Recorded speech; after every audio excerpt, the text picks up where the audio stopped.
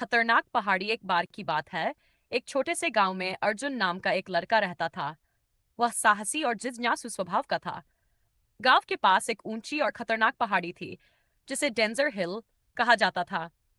लोग कहते थे कि वहां जाना खतरनाक है, क्योंकि कई लोग वहां से गिर चुके थे और उन्हें गंभीर चोटें आई थी। गांव के बुजुर्गों ने बच्चों को सख्त हिदायत दी थी कि पहाड़ी के पास न जाएं। लेकिन अर्जुन का मन हमेशा उस पहाड़ी की ओर खिंचता था।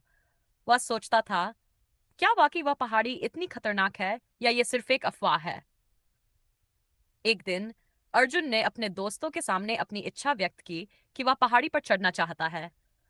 उसके दोस्तों ने उसे चेतावनी दी, लेकिन अर्जुन ने उनकी बात को नजरअंदाज कर दिया।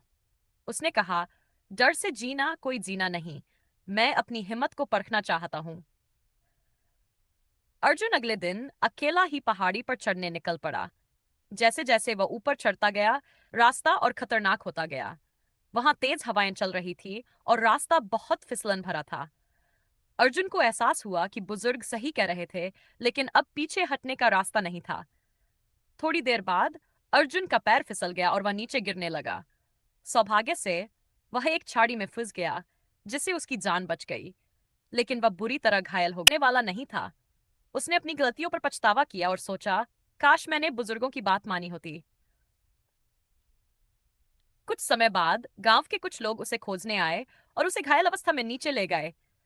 गांव के मुखिया ने अर्जुन से कहा, साहस होना अच्छी बात है, लेकिन समझदारी और अनुभव का सम्मान करना भी उतना ही जरूरी है। अर्जुन ने अपनी गलती से सीख ली। उसने तय किया कि वह अब हमेशा बुजुर्गों की सलाह मानेगा और दूसरों को भी उनकी बातों का सम्मान करने के लिए प्रेरित करेगा। नैतिक शिक्षा इस कहानी से हमें यह सीखने को मिलता है कि साहस के साथ विवेक और समझदारी का होना भी जरूरी है। हमें बुजुर्गों और अनुभवी लोगों की सलाह को हल्के में नहीं लेना चाहिए।